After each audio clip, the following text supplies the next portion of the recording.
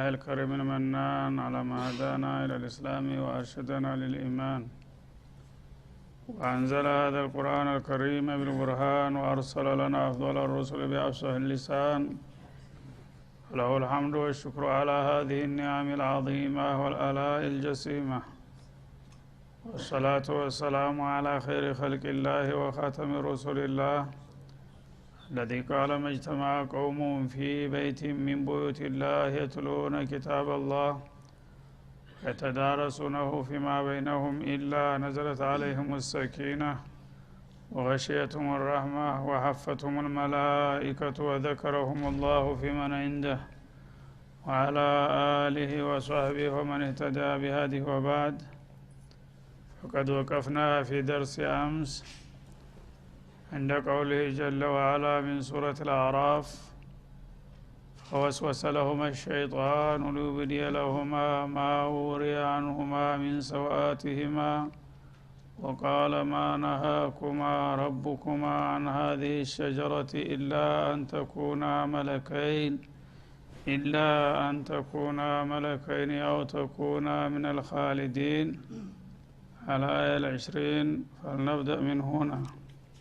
أعوذ بالله من الشيطان الرجيم.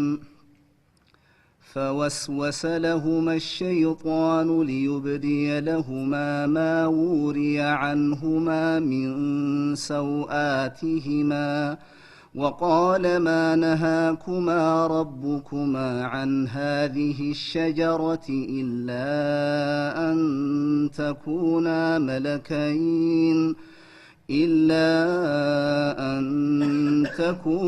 ملكين أو تكونا من الخالدين.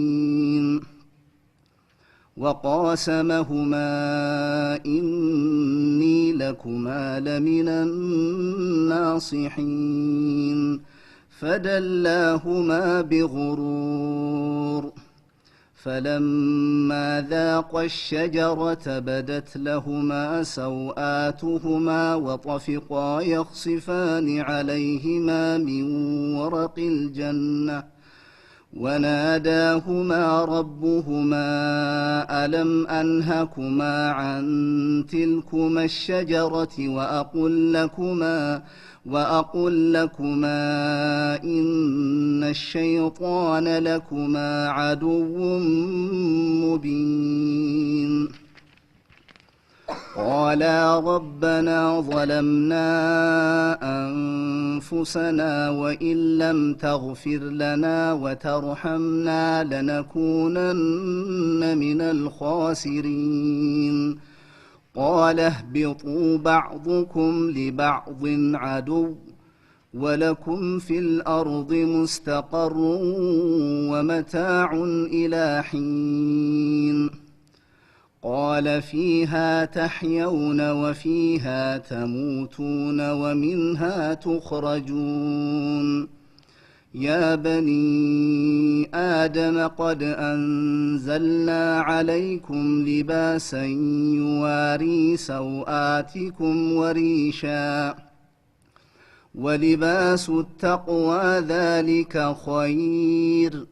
ذلك من آيات الله لعلهم يذكرون. يا بني آدم لا يفتننكم الشيطان كما أخرج أبويكم من الجنة ينزع عنهما لباسهما ليريهما سوآتهما إنه يراكم هو وقبيله من حيث لا ترونهم إنا جعلنا الشياطين أولياء للذين لا يؤمنون. وإذا فعلوا فاحشة قالوا وجدنا عليها آباءنا والله أمرنا بها قل إن الله لا يأمر بالفحشاء أتقولون على الله ما لا تعلمون قل أمر ربي بالقسط وأقيموا وجوهكم عند كل مسجد وادعوه مخلصين له الدين كما بدأكم تعودون فريقا هدى وفريقا حق عليهم الضلالة إنهم اتخذوا الشياطين أولياء من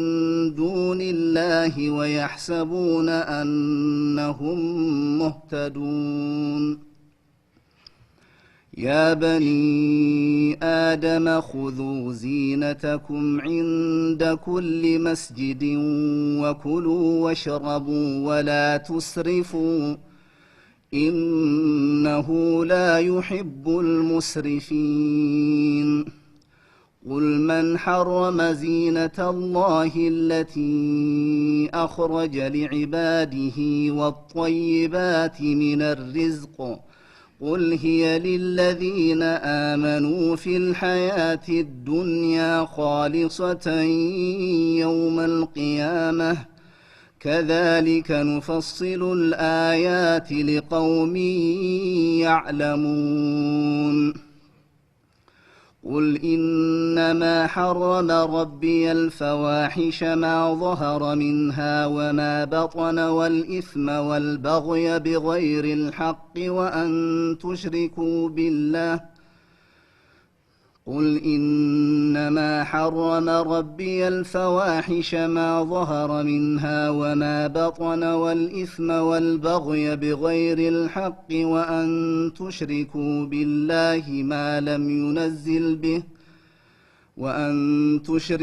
بالله ما لم ينزل به سلطانا وأن تقولوا على الله ما لا تعلمون ولكل أمة أجل فإذا جاء أجلهم لا يستأخرون ساعة ولا يستقدمون يا بني آدم إما يأتينكم رسل منكم يقصون عليكم آياتي فمن اتقى وأصلح فلا خوف عليهم ولا هم يحزنون والذين كذبوا بآياتنا واستكبروا عنها أولئك أصحاب النار هم فيها خالدون بسم الله والحمد لله والصلاة والسلام على رسول الله أعوذ بالله السميع العليم من الشيطان الرجيم فوسوس لهما الشيطان ليبدي لهما ما وري عنهما من سوآتهما الله سبحانه وتعالى ባለፉት አያቶች ስለመጀመሪያው ሰው ስለ ነብዩላህ አደም አለይሂ ሰላም አፈጣጠርና አጀማመር ከዛም የሰጣቸውን ክብርና ማዕረግ ጠቅሶ ባጭሩም ቢሆን ይሄን እድል ለምን ለሱ ሰጠው የሚል መቀኛ ተነስቶባቸው በዛ ምክንያት ፍጥጫ ውስጥ እንደገቡ ጠቅሶ ነበር ባጭሩ። ስለዚህ አደገኛ ጥላት በሳቸው ብቻ ያባራ ሳይሆን እስከ መጨረሻው ድረስ ዘራቸውን ለማጥፋት ቆርጦ የተነሳ በመሆኑ ተንኮልና ደባውን አበክሮ ማሳወቅና ማስጠንቀቅ ነበረበት ለኡመቶች ማለት ነው። በዛ ምክንያት የሰይጣንን ሴራና ተንኮል ቁልጭ አድርጎ ያሳየናል እና አደም ምንም እንግዲህ እሱን የሚጎዳ ወይም የሚያስከፋ ነገር አልሰሩም። ለምን ተፈጠርክና ለምን በለጥከኝ በሚል ብቻ ስሜት ተነስቶ እዛው እንግዲህ ጉድጓድ መቆፈር ጀመረ ማለት ነው። አላህ መጀመሪያ ዕውቀትን ሰጣቸው። በዕውቀታቸው መላእክቶች ጋር ተወዳድረው ብልጫ ሲያሳዩ እስጁዱ ለአደም አለና ለሳቸው ክብራቸው እንዲንጸባረቅ አደረገ። ከዛም ያው ባለቤትህ ጋራ ሐዋን ይዘህ ወደ ጀነት ግባ በማለት የጀነት ኑሮ ጋበዛቸው እና ይሄ ትናንት በእግሬ ስረጋግጠው ከነበረው ጭቃ ተነስቶ እንዲህ አይነት ክብር እንዴት ሊያገኝ ይገባዋል ተሱ ይልቁንስ እኔ ነበርኩ በዚህ ቦታ መመረጥ ያለብኝ በሚል ስሜት በመቀኝነት ተነሳባቸው ማለት ነው እና የመጀመሪያ ወንጀል መቀኝነት ነው በዱንያ ላይ የተጀመረው ማለት ነው ከዛ በኋላ ሌሎችም ወንጀሎች እንደ ሰንሰለት ተያይዘው ይሄዳሉ ስለዚህ እነሱን ጀነት ግቡ ካላቸው በኋላ የጀነት ኑሯቸውን ሲጀምሩ ይሄን ነገር ማደናቀፍ አለብኝ ብሎ በደነፋው መሰረት ተነሳላቸው እነሱ የመጀመሪያ ሰው ናቸው ተንኮል የሚባል ነገር መኖሩንም አያውቁም ሁሉ ነገር ኸይር ይመስላቸዋል በየዋህነት ማለት ነው አጅሬ ግን ጠጋና በተለያየ ዘዴ ለስለስ ባሉ ቃላቶች ይጎተጉታቸው ጀመር ማለት ነው ፈወስወሰ ለሁም ሸይጣን እነሱን ጎተጎታቸው ወስወሳ ማለት አንድ ሁቡዕ በሆነ ድምጽ በረቀቀ ድምጽ ውስጡን የስሜትህን በሚነካ ቃል መወትወት ማለት ነው እና ምን ብሎ እንደወተወታቸው ራሱ ሊገልጸው ነው ሉብዲ ለሁማ ማውሪያንሁማ የሷ አላማው ምንድነው የረጅም ጊዜና የአጭር ጊዜ እቅድ ነበረው በዚህ ስራው ማለት ነው በተንኮል የተካነ ስለሆነ በደንብ እንግዲህ የዕለታዊና ዘለቄታዊ የሆኑ አላማዎችን ፊቱ ላይ አድርጎ በኺጣ ነበር የሚራመደው ማለት ነው ለይብሉ አላህ ወላ ተተቢዑ ኹጡዋት الشيطان ይላል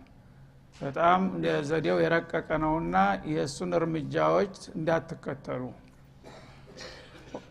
ምናላቸው ሉሪ ለሁማ መጀመሪያ የቅርብ ጊዜ እቅዱ እነሱን በጀነት አልባሳት በጌጣጌጥ ስለተዋቡ ያ እነሱ ጌጣጌጥና ውበት በጣም አቃጥሎታል እሱን ማለት ነው ይሄን ልብሳቸውን እንዴት ላስጥላቸው የሚል ነበር ማለት ነው እንኳን የጀነት ልብስ ቀርቶ አንድ ሰው አንድ ባለጸጋ እንኳን የተሻለ ልብስ አይቶ ለብሶ ሲያይ መቀኛ ሰው ይናደዳል ስለዚህ እነዚህ እንደ ፀሐይ የሚበራ ኑር ለብሰው እንዴት በዚህ በጀነት ዓለም ይኖራሉ ይሄን ልብሳቸውን የሚያጡበት ምክንያት መፈለግ አለብኝ ብሎ ቆርጦ ተነሳ ማለት ነው ሉብዲ ለሁማ ማውሪያንሁማ ሚን ሰውአቲሂማ ከፍረት ገላቸው በዛ በኑራዊ አልባሳት የተደበቀውን አካላቸውን አጋልጦ ገበናቸውን ለማሳየት ተኽጢጥ ጀመረ ማለት ነው ጥረት እና ከዛ የወስወሳ ቃላቶቹ ምን አሉ ቀጥሎ ወቃል ማነሃኩማ ረቡኩማ ሱብሃንአላህ አላህን የበለጠ ለነሱ ሐሳብና ተቆርቋሪ ሆኖ ጌታችሁ እኮ እቺን ዛፍ እንዲያትነኩ ብሎ አልከለከላችሁም አንሃዲ ሸጀራ እቺን ዛፍ ብቻ እንዳትበሉ አለበለዛ ረገደን የፈለጋችሁትን አይናችሁ ያየውና የቻላችሁትን ሁሉ ብሉ እያሻሻላችሁና እያመረጣችሁ ብሎ ይችን ዛፍ ብቻ የከለከለባችሁ ምክንያትና ምስጥሩን ታውቃላችሁ አላቸው እንደኔ ከሆነ እነዚህ ይችን ዛፍ አልከለከለም ኢላ አንተኩና መለከይን መላእክት እንዳትሆኑ እንጂ ይችን ዛፍ ብትበሉ ቀጥታ ከጭቃ ዓለም ወጣችሁ ኑራንያው መላእክው ዓለም ትቀላቀላላችሁ ስለዚህ መላእክት እንዳትሆኑ ብሎ ነው ተንኮሉ ይሄን የከለከላችሁ ይላቸዋል ማለት ነው አው ተኩና من الخالدين ወይም ደግሞ በዚህ በተዋጣለት ዝቀረሽ ባልተባለው የተንበሻበሸ የጀነት ጸጋ ውስጥ ለዘላለም የሚያኖር እድሜ እንዳታገኙ ነው እድሜያችሁ አጭር እንዲሆን ብሎ ነው ይሄን የከለከላችሁ እቺን ዛፍ ብትበሉ ግን አንደኛ ዜግነታችሁ ወደ መላእክት ይለወጣል ሁለተኛ ደግሞ አበደል አብዲን ዘላለም ኗሪ ትሆናላችሁ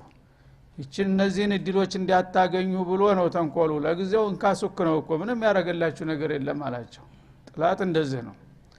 እናንተ መስሏችሁ ለቅምሻ ያህል ነው አሁን እንጂ ይሄ ነገር የሚቀጥል መሰላችሁ እንዴ እድሜያችሁስ የሚኖር መሰላችሁ እንዴ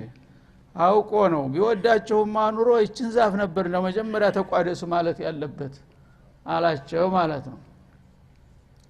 የጊዜ ሰው ጧማዕ ነውና በጣም ወሳኝ በሆኑ ነጥቦች ላይ ነው የመጣው ይሄን ነገር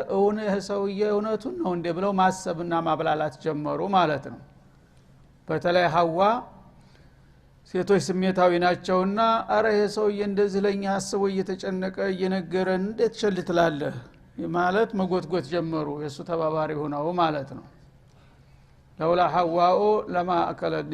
አደሙ الشجرة የሚል ሪዋያ መጥቷል እና ሴቶች ብዙ ጊዜ አርቀዋያውም ስሜታዊ ናቸው በደስታም ነገር በቀላሉ ይገለባሉ በሚያስፈራም ነገር በትንሹ ነገር ይርበደበዳሉ ያኔ ጠንካራ ወንድ ከለለ ቀጥታ ገፍትራ አደጋ ውስጥ ይጨምራለች ማለት ነው እና ይሄንን እንግዲህ በሚነግራቸው ጊዜ እነሱ ተረበሸ ስሜታቸው ማለት ነው ያ የሚበላው የሚጠጣው የሚለበሰው የሚጌጠው ሁሉ ነገር አንድ ሰው ሐሳብ ከመጣበት ሁሉ ነገር ይመረዋል ያስጠላዋል እና ምን ይበቃናል እውነትም ይሄ ነገር እንደዚህ አስቦ ነው ማለት ነው ይሄን ያደረገን ታዲያ ይሄንን ደግሞ እንዳይደርስብን በምንድነው መከላከል ያለብን እሱ የመከረን መቀበል አለብና ወደሚለው ድምዳሜ እንዲደርሱ አደረጋቸው ማለት ነው ይሄ እንግዲህ የሰው ልጅ በማንነቱ ባለመተማመንና በራሱ በማፈር ነው ሁሉ ጊዜ ውድቀት ላይ የሚጥለው ማለት ነው ራስክን መሆን ትቶ ሁሉ ጊዜ ሌላውን ለመሆን ማሰብ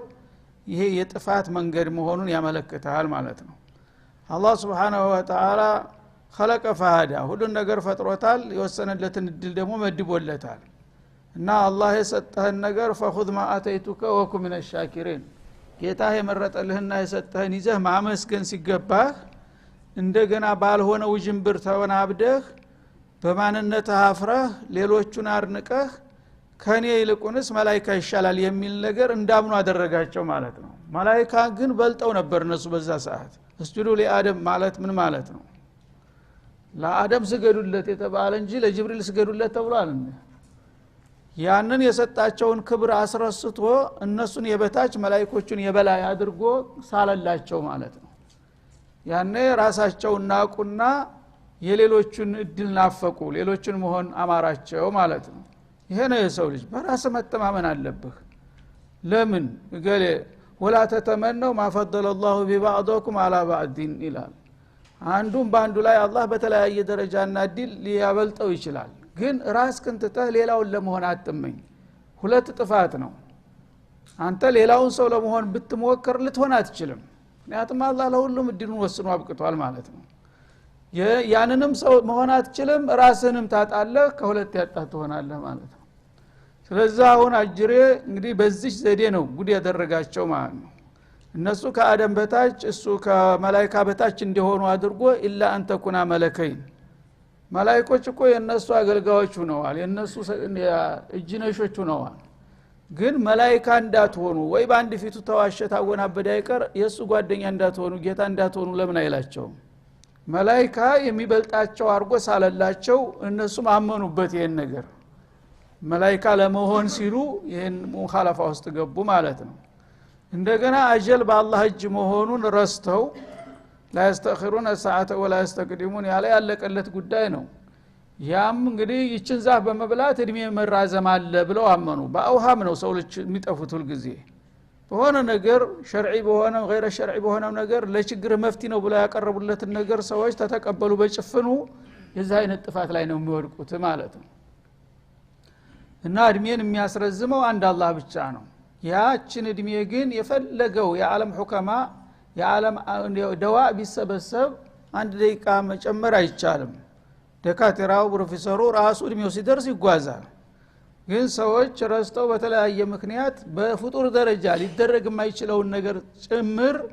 በሰዎችና በፍጡሮች ይገኛል ይመስላቸውና እንደ አይነት ስተት ውስጥ ይገባሉ ማለት እና ኢላ አንተ ኩና መለከይን ሁልናንተ ሁለታችሁም መላእክ እንዳትሆኑ ፈልጎ ነው ይሄን የከለከላችሁ ይሄንማ ብትበሉ ቀጥታ መላእክት ትሆናላችሁ አው ተኩና من الخالدين ወይም ደግሞ በጀነት ውስጥ ለዘላለም ዘውታሪዎች ተናላችሁ ይሄን ካላረጋችሁ ግን ያንዲ ሰሞን ደስታ ነው እንጂ ነገ ሙታችሁ ልታጡት ትችላላችሁ ሲል አስፈራራቸው በጥቅማቸው መጣባቸው ማለት ነው ያኔ እነሱ ከዛ በፊት ተንኮል የሚባል ነገር አያውቁም አልሰሙም ይሄ ሰውዬ የሚነግረው ለኛ አስቦ ነው ተጨንቆ ነው ብለው ስሜታቸው ተነካና ለሱ ጆሮ ሰጡ ወቃሰመሁማ የበለጠ አባባሉን ደግሞ ለማጎልበትና ተሰሚነቱን ለማግኘት ቃለ መሐላም ጨመረላቸው እቅሲሙ ቢላሂ አልዓዚም እያለ ማለት ነው። እና የአላህን ክብር አታቁም እንዴ በአላህ መላለሁኝ ይሄ ነገር ባይሆን ኑሮ እንዲህ ያረጋችሁም ነበር እያለ በአላህ ስም ማለላቸው ማለት ነው። ይሄ ነው ደግሞ የበለጠ ስሜታቸውን የሰበረው። ማ ካኑ የظنون ان احدا يقسم بالله كاذبا ማንም ሰው በአላህ ክብርና ግርማ በውሸት ይምላል ብለው አይገምቱም ነበር። እቺናት በደንብ ያበሰለቻቸው ማለት ነው። መጀመሪያ ሸክ ነበረባቸው ጥርጣሬ። ኢኒ ለኩማ ለሚን الناصحين ሱብሃንአላህ እኔ ለናንተ ጠቃሚ መካሪ ነኝ ለናንተ ሐሳቢ ተቆርቋሪ ነኝና ይህ ለመሆኔ ደግሞ የምትጠራጠሩኝ ከሆነ በአላህ እምልላችኋለሁ ለአላህ ብዬ ለናንተ ነው መመክራችሁ ብሎ ይሰብካቸው ጀመር ማለት ነው። ያኔ ምን ይሁኑ ተሸነፉና እንግዲህ ይሄ እሱ የሚለው ነገር እውነት ነው ወደሚለው ማጋደል ጀመሩ ማለት ነው። መጀመሪያ ስጋት ጥርጣሬ ነበረ። ፈደላሁማ ቢጉሩር በሚያቀርባቸው የሰበካ ዘዴዎች እያዋከበ መፈናፈኛ ሲያሳጣቸው ከዛ ከነበሩበት አቋማቸው አንሸራተታቸው። እንዴት አድርገን አላህ የከለከለውን ነገር የሚለው ነገር እየከበዳቸው ነበር። ከዛ ነገር ስሜታቸውን እየሸረሸረ ቀስ በቀስ ያው ሰው መሬት በጭቃ ላይ ሲሄድ እንደሚያንዳልጠው እየተንሸራተቱ ታቋማቸው እየወረዱ መጡ ማለት ነው። እና ያወረዳቸው ምንድነው ቢጉሩር ቢኺዳዕ በጣም መልቲ በሆነ ተንኮለኛ በሆኑ ቃላቶች እየሸነቆጠ ካሉበት አቋማቸው እንዲወርዱ አደረጋቸው ይላል። እና ከዛም ለመብላት ወሰኑ። ፈለማ ذاق الشجرة ያችን የተከለከለች ዛፍ ቀንጥበው ሲበሉ በደት ለሁማ ሰውአቱሁማ የመጀመሪያው የቅርብ ቅድ ውጤት ተከሰተ ማለት ነው። የመጀመሪያ ያ በላያቸው ላይ እንደ ኑር የሚበራ የጀነት አልባሳትና ጌጣጌጥ እንዲከዳቸው ነበረ። ወዳውኑ ልክ ሲቀምሱ የጀነት አልባሳትና ጌጣጌጥ ከላያቸው ላይ እየበረረ ትቷቸው ሄደ ማለት ነው። ለምን አላህ ለወንጀለኛ አይፈቀድም የጀነት ጸጋ ብሎ ወስኗል። ኢነላህ ሐረመሁማ ዐለል ካፊሪን አውቶማቲካል ቀጥታ ሲቀምሱ ተላያቸው ላይ ያለው ልብስ ብድግ እያለ እየበረረ ባዶ አርቃናቸውን ቀሩ ማለት ነው። የመጀመሪያው ውጤት እንግዲህ ይሄ ሆነ ማለት ነው። ጀነትን የሚያህል አገር ገብተው የፈለጉትን አልባሳት ጌጣጌጥ ሁሉን ነገር እንደፈለጋችሁ ተብለው ያችን ነገር በመቅመሳቸው ብቻ አልባሳታቸው ከላያቸው ላይ እየተገሸላለጠ መብረርና ባዶ እጃቸውን ለመቅረት የተገደዱ ማለት ነው። ወጦፊቃ የኽሲፋኒ አለይሂማ ሚን ወረቂል ጀና ያነ እንግዲህ ያ ሁሉ አልባሳት አንዱን ይዛለው ሲል ሌላው ያመልጣል። አንዱን ይዛ መጨረሻ ባዶ እጃቸውን እንደተፈጠሩ ሆኑ ማለት ነው። ያነ ያ ፍረት ገላቸው ሲጋለጥባቸው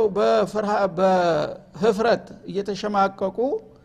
የሚይዙትን አጡትና ፊትለፊታቸው ያሉት የዛፍ ቅጠሎች ናቸው። የዛፎችን ቅጠሎች እየቆረጡ ሰውነታቸው ላይ መጣጣፍ ጀመሩ ፍረት ገላቸው ላይ ማለት ነው። ሌላ አማራጭ ሲጠፋ ይህም ያሳየው የሰው ልጅ በተፈጥሮው እፍረት ገላው መገለጥን የማይወድ መሆኑን ያሳየናል ማለት ነው። ይሄን ነገር እንደቀላል አላዩትም ማለት ነው። ሌላ መከላከል ባይችሉ በቅጠል እፍረት ገላቸውን ለመሸፈን መሞከራቸው የሰው ልጅ በተፈጥሮ ስሜቱ ጤናማ አእምሮ ካለው እፍረት ገላውን መግለጥ የማይወድና የማይፈቅድ መሆኑን ያሳያል ማለት ነው። ዛሬውና ያድርገውና ዛሬ እፍረት ገላ ገልጦ መሄር ነው ስልጣኔ ቂማው ተብሎ ነው የሚታወቀው ማለት ነው።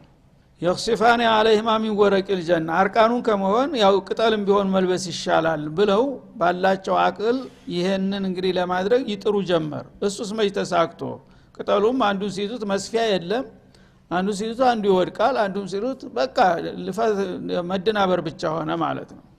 ወናዳሁማ ረቡሁማ በዛው ላይ ደግሞ የበለጠ ድንጋጤው መርዶ መጣላቸው ተወደ ጌታ ማለት ነው። ጌታቸው ጠራቸው ምን አለ አለማንሃኩማ አንቲልኩም الشجራ ያ አደም ይችን ዛፍ እንዳትነኩ ብዬ ያልከለከልኩም እንዴ እንዴት እንዲህ አደረጋችሁ የሚል ደግሞ ጥያቄ መጣላቸው ማለት ነው። لا اله الا الله واقول لكما ደግሞ ቀደም ብዬ አበክሬ አላልኳችሁም ነበር ኢነ الشيطان لكما عدو مبين ሸይጣን ለናንተ ግልጽ የሆነ ጥላት ነው። በማንኛውም መልኩ እሱ የሚለውን ከሰማችሁ ለጥፋት ትጋለጣላችሁ። እነ الشيطان لكم عدو فاتخذوه عدوا እንዳለው ማለት ነው። እና ያ አደሙ ኢነ هذا عدو لك ولزوجك الى ሱረቱ الበቀራ ላይ ላንተና ለባለቤትህ ቀንደኛ ጥላት ነው ይሄን ነገር እወቀው ያው ስገር ሲለው አልሰግድም ብሎ አፈንግጦ ሲቀር ይሄ አደም ገረማቸው የዓለም መላእክት ሁሉ ሲሰግድ እሱ ብቻ አፈንግጦ መቅረቱ እንዴት ነው ሲሉ አይ አንተ እሱን አላወቀውም ገና ስንት መዘዝ አለ በሱ በኩል የሚመጣ አላቸው ኢነ هذا عدو لك ولزوجك انتبه من الان ካሁን ጀምራችሁ ለምን አልሰገደልንም የሚሉን ተውትና እናንተን ድባቅ ሳይመታ እሱ አያርፍም አንተንም ባለቤትህንም ዝርያህንም ወደፊት ተሳችሁን ሊያጠፋ የሚችለውን ሁሉ የሚያደርግ ጥላት ነውና ካሁን ጀምራችሁ ወቁትና ተጠንቀቁት ብሏቸው ነበር እንግዲህ በዚህ መልክ ግልጽ አድርጎ ነግሯቸው ይያለ ነው የሱን ምክር ሰምተው ለዛ ሁሉ ጥፋት ሊተጋለጡት ማለት ነው ወአቁል ለኩም አላልኳችሁም ነበር ለሁለታቸውም ማን ነው አሁን በወቀሳው ሐዋም ተጨመሩበት ኢነ ሸይጣን ለኩም አዱው ሙቢን ሸይጣን ለእናንተ ግልጽ የሆነ ጥላት ነውና ሰው ግልጽ ከሆነ ጥላቱ ምክር መቀበል ማለት ጅልነት ነው ወዳጅ መስሎ ሳታቅ ቢመክርህ ሊመስልህ ይችላል ግን አላህ በአላህ ደረጃ ኢነ هذا عدو لك ولزوجك ብሎ የተነገረለት ሰው እንዴት መጥቶ ሊያታልልህ ይችላል አሁን እነሱ ምን አይነት የዋሃዎች ነበሩ ልንል እንችላለን ተነሱ እኛ ይብሳል እነሱ አንድ ሙከራ ነው ገና የመጀመሪያ ስለሆነ ቢታለሉ ጦቢዒ እኛ ግን እስታውን ድረስ እንቱን ትውልድ ነው እያጨማለቀው ያለው ይሄን ሁሉ እያየን እየሰማን እያንዳንዳችን አሁን በሱ እጅ ላይ ነን የሱ ኳስ ነን ጫወትብናል አሁንም ማለት ነው እና ይህ ኢብሊስ የተባለ ሸይጣን ለሰው ልጆች ሁሉ ጊዜ በምንም መልክ ይታረቃልና ይለዝባል ተብሎ የማይታሰብ የለየለት ግልጽ ጥላት ነው ብዬ ነግሬያችሁ ነበር ፈማ ዑድሩኩማ ታዲያ ምክንያታችሁ ምንድነው ይሄ ነገር ባልነግራችሁ ባታውቁ ኑሮ ምትሳሳቱ አያስገርምም ነበር ግን እንዲህ አይነት ጥላት እንደሆነ ነግሬ አስተዋውቄ አሁን እንዴት እዚህ ላይ ልትወድቁ ቻላችሁ የሚል ጥያቄ ደረሳቸው ማለት ነው ያኔ ምን ይበሉ ደግነቱ ያው በየዋህነት እንጂ እነሱ በዒናድ ወይ ጌታን ለመወንጀል ፈልገው አይደሉም በጦማዕነት እሱ ያቀረበላቸው ሐሳብ እውነት መስሏቸው ነው ያኔ እንደተበሉ አወቁ ማለት ነው አንድ ሰው ያው ጥፋት ሊያጠፋ ይችላል የሚያሳዝነው ግን በጥፋቱ ላይ ቀጥል ሲል ነው ማለት ነው ጥፋቱን ሲያውቅ የሚቆም ሰው እንደ በቀላሉ የመማር እድል ይኖረዋልና ቀጣውን በተከታው እንመለስበታለን ወሰለላሁ ዐለ ነብይ ወዐላ አሊሂ ወሰለም